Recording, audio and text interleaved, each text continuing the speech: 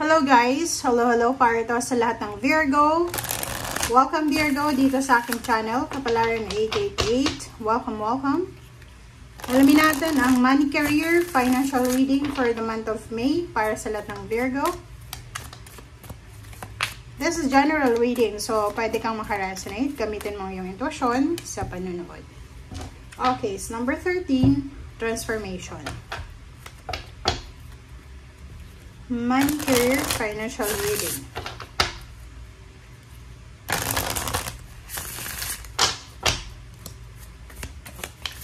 Okay, Virgo. Wow, heartbroken. Virgo, it's number 9. 9 is near to completion. So, ibig sabihin dito, Virgo. Okay, so pera to sa buwan ng Mayo, siguro ang daming Virgo dito na trinay niya talaga na maging balance yung pera niya for several years or for several months. Parang ganun. Palagi siguro siyang rejected, heartbroken, parang ganun. And dito sinasabi ng baraha sa'yo na near to completion na siya for the month of May. May transformation na siya. So, ibig sabihin from financial scarcity, financial imbalances, nandito ka na sa transformation and stability. Diba? So, Virgo, eto na yung tamang panahon para sa'yo. Maybe by the end of May or pwedeng June, sinasabi dito na malapit na Virgo, na mabago yung takbo ng iyong financial. Malapit na maayos kung ano man itong gusot or gulo, lalo na sa usaping financial mo. Kasi ganun talagang buhay, guys, diba? Minsan, kahit anong gusto natin, may gusto tayong company na pasukan, may gusto tayong bansa ng puntahan. Pero, pag talagang ayaw ng tadhana sa atin, walang mangyayari. May ganun, diba? Sobra yung eagerness niyan makapag-abroad. Okay, nakakapunta sa ibang bansa. Pero nakakatagpo siya ng mga employer or company na sobrang toxic. Na hindi siya nagtatagal dun. Parang ganun lang to. But for the month of May and June to sinasabi ng baraha na kung ano man tong paghihirap, lalo na sa pera, ay posibleng magbabago to. Nandito yung 13, 1 plus 3 is 4, transformation. Sinasabi ng barahan na eto na yung nakatadhana na oras, buwan, panahon para mag-transform, mabago yung takbo ng buhay financial mo.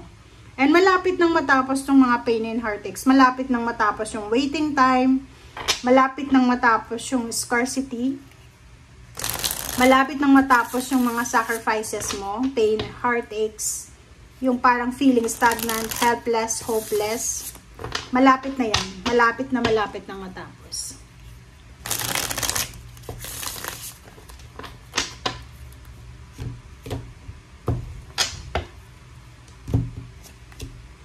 Okay.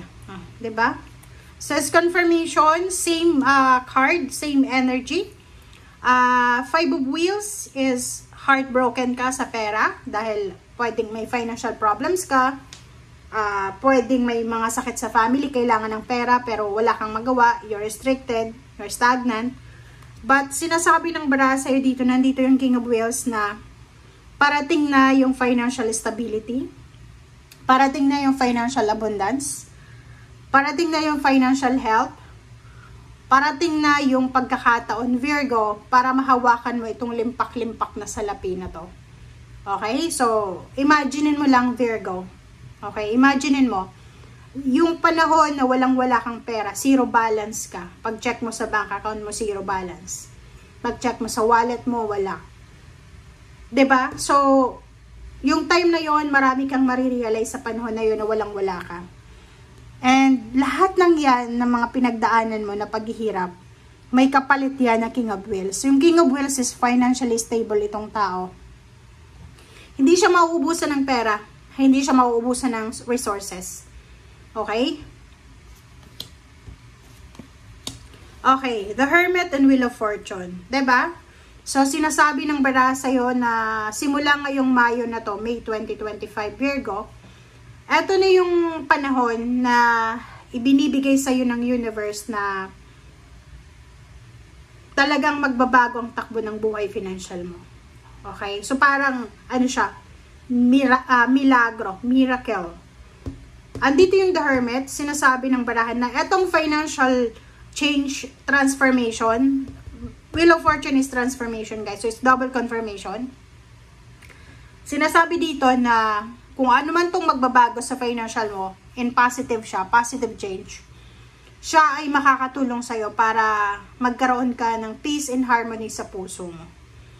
Kasi may mga Virgo na, like for example, may mga financial problems sila, na-stress sila, nade-depress, yung iba nagkakaroon ng anxiety, hindi makatulog sa gabi. Dito sinasabi na after mong makuha to na financial balance na to or financial transformation, ay posibleng mananahimik ka na or makakahinga ka na ng malalim. Diba? Four of Cups, comment down below Virgo kasi siguro mayroon sa inyo dito na parang mabilis siya, mabilis na pagpasok ng pera sa buhay mo. Diba? Yung sobrang bilis na pagpasok sa buhay mo. Sorry. Huwag mong kakalimutan yung mga taong nakatulong sa'yo. Kasi yung Four of Cups all about your parents, yung siblings, yung relatives na noong mga times na walang-wala ka, sila yung tumulong sa'yo. So, huwag mong kakalimutan sila, especially yung parents mo. Yung parents mo dito, yung Four of Cups sila.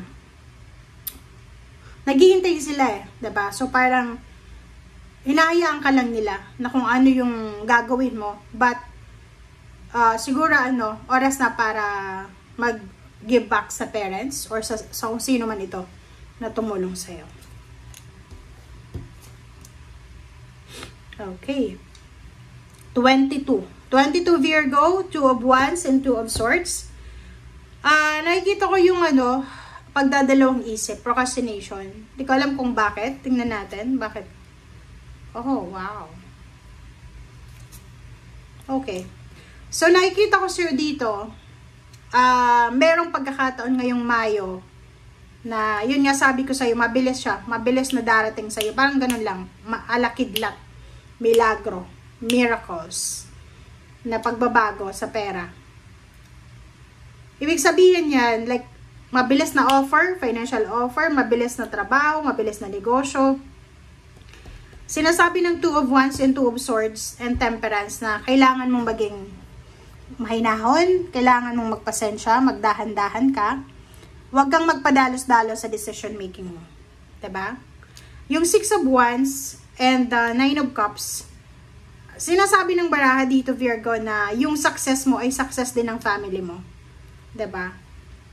So, isipin mo na maraming nagmamahal sa'yo. Maraming sumusuporta. Kahit wala kang pera, kahit, tawag dyan, walang-wala ka, susuportahan ka pa rin nila. Okay? Sinasabi ng baraha sa'yo, by the end of 2025, you're starting to experience 6 of Wands. Ibig sabihin yan, maraming mangyayari sa buhay mo, like, simula sa maliit na trabaho, sa negosyo, ganyan-ganito, maraming magbabago sa'yo. Okay? Like for example, yung mga wishes ng family mo para sa'yo, ay unti-unti yan na makukuha mo.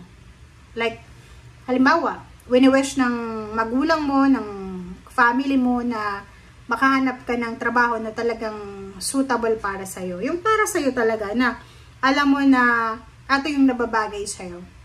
Makukuha at mahahanap mo siya. Yung iba sa inyo dyan, pwedeng yung, dito sa 2 of Wands and 2 of Swords, diba yung hirap na hirap ka sa pagdedesisyon? Ano ba yung journey, direction na tatahakin mo? International, local ba? Ano ba yung diskarte mo? Parang ganun. So, medyo hirap ka sa diskarte. Kasi ang daming choices and option.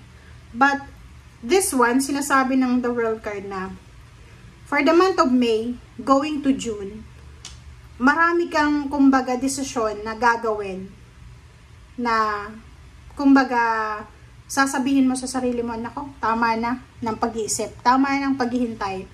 Oras na para gawin ko to. Oras na para kumilos. So, by the end of June, nakikita ko sa'yo na sobrang contented ka, fulfilled, and complete yung lahat ng mga wini-wish mo. Nakikita natin dito na emotionally yung family mo sobrang proud na proud sa'yo. Okay, so thank you guys for watching. Bye!